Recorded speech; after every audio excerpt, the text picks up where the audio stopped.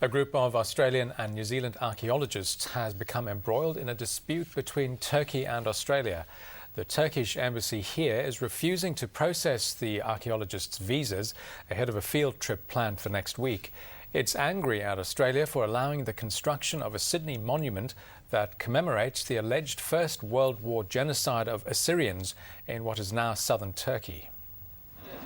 It was opened with great fanfare just 2 months ago and vandalised a month later. A local dispute between descendants of the perpetrators and the victims that has now taken on an international dimension. It's a monument to a genocide, but it's threatening to become a monumental problem. It's already divided the Assyrian and Turkish communities here in Sydney, and now it's threatening relations between Turkey and Australia.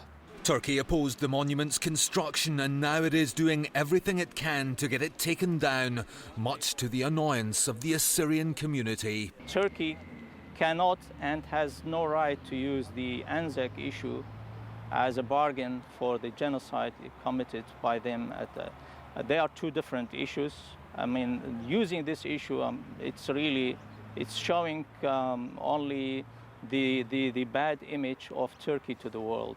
The Assyrians claim that up to 750,000 of their countrymen died at the hands of Ottoman forces, but Turkey has refused to recognise it as a genocide.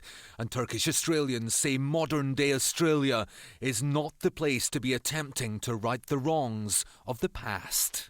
We are safe. We came to this country to live happily with our children, and we don't want to cause anything to do Assyrian or Armenian or any other group.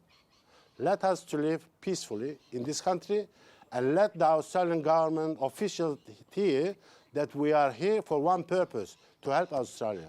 The Turkish community say they lived in harmony with the Assyrians until the monument was built, but they say relations have since broken down in a series of tit-for-tat attacks. First came the vandalism of the monument, then on Sunday, Turks were on the receiving end. Look at this. A Turkish kebab shop allegedly firebombed and covered in graffiti, but the Armenian community denies any involvement. It says Turkish agents provocateurs are deliberately stirring up trouble. Brian Thompson, World News Australia.